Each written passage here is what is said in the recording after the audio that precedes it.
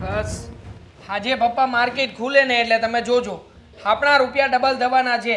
આ ટિપ્સ જે આવી હતી ને એ પ્રમાણે પુટ કર્યું છે આપણે. પુટ એટલે કે આ ઓપ્શન આમાં માર્કેટ નીચે જશે આપણને એવી સંભાવના લાગે છે અને આપણે નીચેનું જોઈને જ બેસવાનું છે. બસ હવે તૈયારી છે હવે. એક જ મિનિટની વાર છે. હું જોઉં. હા હા જુઓ આંકડા બધા ફરે છે ને. હા. આ આંકડા ફરતા આંકડા હમણાં બધા ઉપર જશે નીચે જશે પણ આપણું જે આ લીધેલું છે ને આ 25 રૂપિયા લીધેલું છે. આ પ્રીમિયમ છે. આ હમણાં ડબલ થશે. ડબલ 50 રૂપિયા થઈ જશે. આ જોજો. એમ હા બસ. એ આ શું ખૂટી ગયું માર્કેટ. ફરી પાછો લોસ. 5 રૂપિયા ખુલ્યું આ તો પપ્પા. કરો નુકસાની જ કરો ને, બીજું તો શું કામ હોય નહીં. બહુ વધારે નુકસાની નથી ગઈ. હા સંભળાવવાની જરૂર નથી. 5000 રૂપિયાની જ નુકસાની થઈ છે. થોડી ઘણી નોલેજ તો મને સ્ટોક માર્કેટની આ તમારા શેર બજારની જ છે. માર્કેટ 5 રૂપિયા ખુલ્યું છે એમ વાત કરી તમે. 5 રૂપિયા નુકસાની છે ને એવી વાત નથી કરી. ખમો નહીં તમે થોડી વાર. 20 રૂપિયાની નુકસાની છે 5 રૂપિયાની નહીં.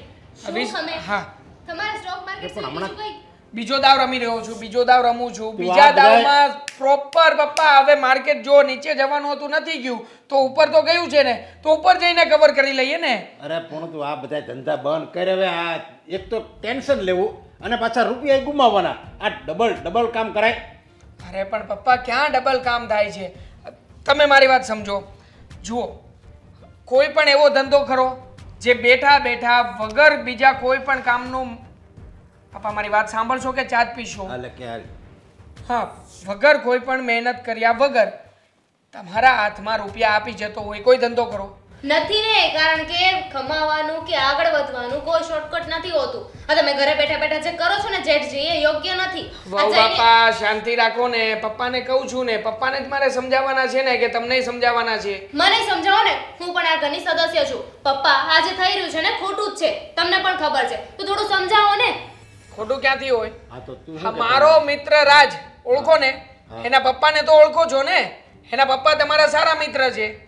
તો એના પપ્પાએ આજથી 10 વર્ષ પહેલા શેર માર્કેટમાં રૂપિયા રોક્યા હતા. ખબર છે તમને? હા એને ડિલિવરી લીધી હતી ખબર છે. હા લીધી હતી. હા તમને ખબર છે ને શેર માર્કેટ વિશે? હા. તો પછી એ રૂપિયા અત્યારે કેટલા થયા છે? અરે એણે 3 delivery- બંગલા 3 બંગલા લીધા પપ્પા. 3.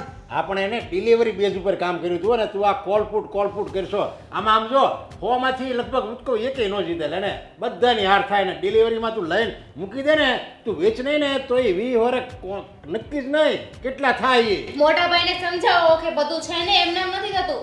અમુક વસ્તુ આપણી કિસ્મત ને નસીબમાં પણ લખેલી હોય છે, એના આધારે જ આપણે આગળ વધીએ છીએ. ઓકે પતી ગયું તમારા બંનેનું? નહીં. હા તો બોલો. ક્યારે બંધ કરવાનું છે આ તમારે? આ જયની હાલત જોવો છો તમે, દિવસ રાત મહેનત કરે છે. હા તો મેં થોડી કહ્યું છે કે જય મહેનત કરે. અરે જયને પણ હું સલાહ આપું છું કે ભાઈ તું શેર માર્કેટનું કર મારી સાથે. બંને ભાઈઓ મળીને એક સાથે હું કોલમાં રૂપિયા નાખીશ એ પુટમાં નાખશે. હા માનું છું કે કોલ ના વધ્યો પણ પુટ તો વધશે ને. હું ના કમાવતો એ કમાશે, એ ના કમાય તો હું કમાઈશ. રૂપિયો તો ઘરમાં જ રહેશે ને. અને બંને નહીં કમાય ને તો બંને ડૂબી જશે, કારણ કે ઘરમાં પૈસા તો અત્યારે જય જ આપે છે ને. તમે આજે એટલી વાત કરી રહ્યા છો કે સ્ટોક માર્કેટ આમ છે, શેર બજાર આમ છે, તો એક રૂપિયો કેમ નથી દેખાતો ઘરમાં? હા દેખાય જ છે. ઘણી વખત નાનો મોટો નફો આવે જ છે પણ નાના નફાની સામે નુકસાન બહુ મોટું થઈ જાય છે. નુકસાન થાય છે, ન થવું જોઈએ માનું છું, શીખું છું એટલે થાય નુકસાન. પણ જ્યારે ફાવી જશે ત્યારે હું આમ ચપટી વગાડીશ ને એમ આંકડા વધશે અને એમ આંકડા ઘટશે. જોજો તમે લોકો.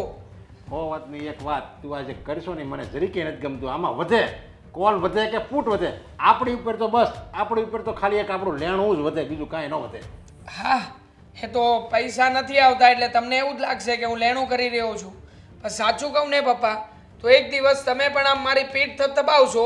હા પ્રોમિસ આપું છું તમને. કારણ કે એટલા રૂપિયા આમાંથી બનશે, એટલા રૂપિયા બનશે કે તમે લોકો ગણતા ગણતા થાકી જશો. મશીનો મૂકવા પડશે અને મશીનો પણ એક સમયે બંધ થઈ જશે. જેઠજી દિવસમાં સપના જોવાનું બંધ કરી દો. હા જે લોકો સપનાઓ જુએ ને પપ્પા એ લોકો સપનાને પૂરા કરી શકે.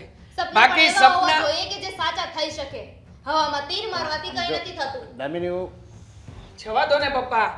નાના છે એમને સમજ ના પડે. હા એમના મગજમાં તો એક જ ભૂત સવાર થઈ ગયેલું છે કે શેર માર્કેટ સટ્ટો છે. સટ્ટો નથી. શેર માર્કેટ એટલું મોટું માર્કેટ છે કે જ્યાંથી તમે ધારો ને એટલો રૂપિયો બનાવી શકો. પણ હા, ટેલેન્ટ હોય તો. મારામાં ટેલેન્ટ છે પપ્પા, મને રસ છે અને હું ગમે ત્યાંથી આમાંથી રૂપિયો બનાવીને તમને બતાવીશ. એટલે તને એટલો બધો કોન્ફિડન્સ છે? અરે કોન્ફિડન્સની વાત જ ના પૂછો ને પપ્પા. મને તો શેર માર્કેટ રટી લેવું છે, મોઢે કરી લેવું છે કે આ દિવસે માર્કેટ આ જ ધંધો કરશે, બીજું કાંઈ નહીં કરે.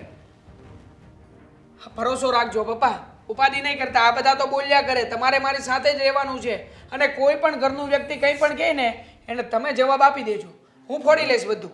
વધારે પણ લેણું નહીં કરતો તું, તારી રીતે રેમ, પણ આપણે લિમિટમાં રમજો. લિમિટમાં જ રહીશ, ચિંતા ના કરો. ચાલો હું જાઉં. હા, ફરી પાછું માર્કેટની મારે ટિપ્સ લેવી પડશે, ફોન કરીને લઈ લો.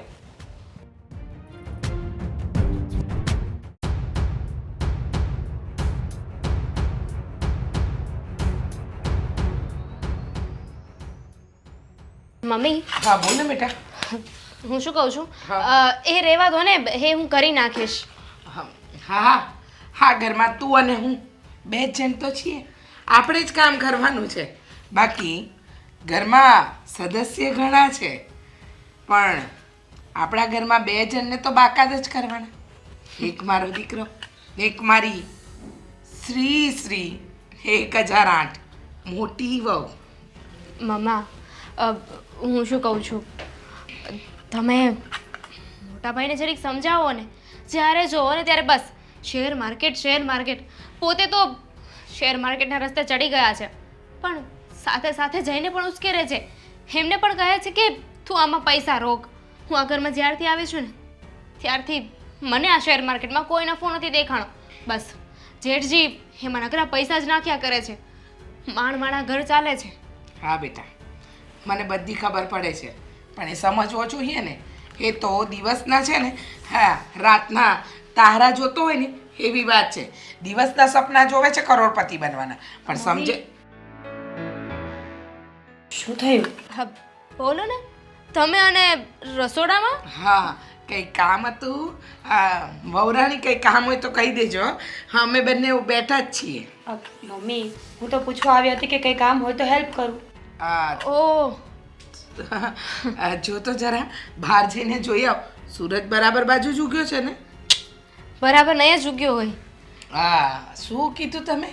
કંઈ કામ હોય, કંઈ હેલ્પની જરૂર હોય તો કહેજો. હા, બરાબર તો કહ્યું ને કે તમારે હેલ્પ જોતી હોય તો કહેજો. એમાં શું ખોટું કર્યું મેં? અરે આગની બહુ છે, સવાર પડે ને રસોડામાં આવી જ જવાનું હોય, પણ તમને તો રોજ ઇન્વિટેશન આપવું પડે ને. મહારાણી રહ્યા કે નહીં, અને આજે તો ભૂલમાંથી બોલાઈ ગયું કે તમને હેલ્પની જરૂર હોય ને તો હું હેલ્પ કરાવું. બાકી રોજે આવીને અહીંયા તો એક જ ઓર્ડર કરવાનો હોય છે. દામિની ભાખરી બની ગઈ છે, દામિની ચા બની ગઈ, દામિની શાક બની ગયું, દામિની કચરો નીકળી ગયો, દામિની પોતા થઈ ગયા. બધું કામ તો દામિની જ કરે છે ને. હા તો શું થઈ ગયું? હા, ઘરની નાની વહુ છે, કરે ને કામ તો કઈ ઉપકાર નથી કરતી. હા. આ મારી ભૂલ થઈ ગઈ કે હું અહીંયા પૂછવા આવી. હા, ભૂલ તો થઈ જ ગઈ ને. હા, હું તમારી સાસુ છું, તમે પછી વહુ બનીને આવ્યા આ ઘરમાં, તો તમારે એટલી તો જરા ચિંતા કરવી જોઈએ કે મારી સાસુ રસોડામાં કામ કરે છે ને હું બેઠી બેઠી મોબાઈલ મંત્રી રહી છું, તો જરા જઈને પૂછું. હા, હું ઉપર કામ જ કરતી હતી. અચ્છા, થોડી વાર પહેલાં હું આવી ત્યારે મોબાઈલની અંદર કંઈક ગેમ રમી રહ્યા હતા, અને ત્યારે મેં કહ્યું પણ કે વહુ બેટા જરા નીચે આવજો. ત્યારે તમે કહ્યું કે હું અત્યારે મોબાઈલમાં બિઝી છું મમ્મીજી. મમ્મી, આવીને તમે કહ્યું એટલે આવી ગઈ ને, તો હવે આ લેક્ચર કરવાની શું જરૂર છે? જે કામ હોય એ બોલો ને. આપવું પડે છે લેક્ચર આપવું પડે છે, કારણ કે અમારા ઘરની અંદર છે ને બે ગધેડા છે, જેને ડફણા મારીએ ને તોય સુધરે એમ નથી એકદમ. ને બીજો મારો એકદમ હક્કલવાન દીકરો, જેને 10 વાર કહીએ ને કે બેટા આ જગ્યાએ ખાડો છે, નહીં ચાલતો, પણ એ ત્યાં જ જશે. શું કરે? જેવા સંસ્કાર. હવે જેવું શીખ્યા હોય એવું જ તો વર્તન કરે ને મમ્મી. વાવ, તો તમારા સંસ્કારને તો દાદ દેવી પડે. હા, અને તારા એનું શું? એને તો જેટલા સન્માન કરે ને એટલા ઓછા પડે. ભાઈ તમે તમને ખબર ના હોય ને તો કહી દઉં, હું મારી બધી ફરજ નિભાવું છું. મારી બધી જવાબદારી મને ખબર છે કે મારે કેમ પૂરી કરવી જોઈએ. તારી ફરજો નિભાવે ને તો બહુ સારું કહેવાય, ગમે છે મને. પણ આ નાની ઉંમરમાં સાસુ બનવાની જરૂર નથી. હા, હજી બહુ વાર છે. અને તમે નાની માં બનો છો એનું શું? અત્યાર સુધી છે ને બહુ પ્રેમથી વાત કરી, જોયું સીધી રીતે વાત કરવાની કોશિશ કરતી હતી, પણ ભાભીને છે ને હંમેશા મારી જેઠાણી બનીને રહેવું હોય છે. બેટા તું કોના મોડે લાગે છે? હે મારો દીકરો, અને એ લોકો સીધા જવાબ આપવા જન્મ્યા જ નથી. એ લોકોનું કામ જ છે ઊંધા જવાબ આપવાનું. પછી શું કામ એના મોડે લાગવું? ચાલ, આપણે ઘણા કામ છે, એની જેમ નવરા નથી ને. સાચી વાત છે, મહારાણી તો આખો દિવસ બસ ઓર્ડર જ કરવાનો હોય છે ને. હા, સારું, તમે આટલું સમજો જ છો તો પછી મારે બોલવું શું કામ જોઈએ? હવે તમને ખબર જ છે કે ગધા મજૂરી તમારે જ કરવાની છે ને, તો કર્યા કરો. અને બીજાને ગધેડા કહો છો ને, તો પહેલા પોતાનું જો. છે જોયું ને, હા નહીં સુધરે, ઘેટાની ચાલ. નહીં સુધરે, પણ ભાભીને જોઈને છે ને મને પેલી ગધેડાની સ્ટોરી યાદ આવે છે. કઈ સ્ટોરી? એકવાર મીઠું લઈને જાય, ખબર છે પેલો ગધેડાનો માલિક, એટલે નદીમાં બેસી જાય તો મીઠું બધું ઓગળી જાય. હા. પછી એકવાર માલિકને ખબર પડી ગઈ કે આને વજન લાગે છે ને એટલે આવું કરી રહ્યો છે. પછી એકવાર એમાં રેતી ભરી દીધી અને વજન ડબલ થઈ ગયો. બરાબર છે. ક્યારેક આની સાથે પણ આ જ કરવા જેવું છે, મીઠા વગરની.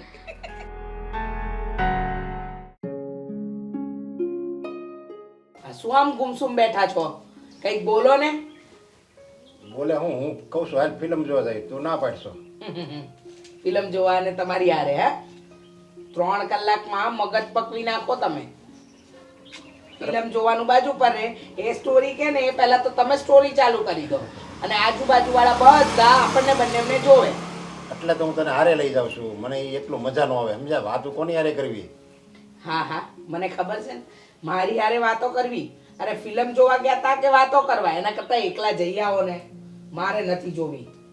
પિક્ચર જોવામાં એકલા હોય ને તો ન મજા આવે, 2 જણા હારે હોય ને તો જ મજા આવે. તો એમ લાગે કે આપણે 200-300 રૂપિયા આપણે નાખ્યા ને એ કંઈક વસૂલ થયા.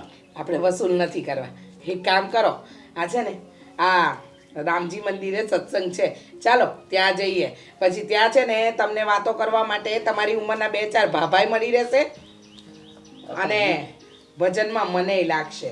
અરે પણ એ કંઈક શાસ્ત્રી કંઈક વાતું કરતા હોય ને એ તો મારે હા ઉપરથી જ જાય. એવી આધ્યાત્મિક વાતું કરે ને કંઈ ખબર જ ન પડે, એમાં ટપો જ ન પડે. પપ્પા, હા બેટા. અમે તમને લાઇટ બિલ ભરવાનું કીધું, તમે લાઇટ બિલ ભર્યું કે નહીં?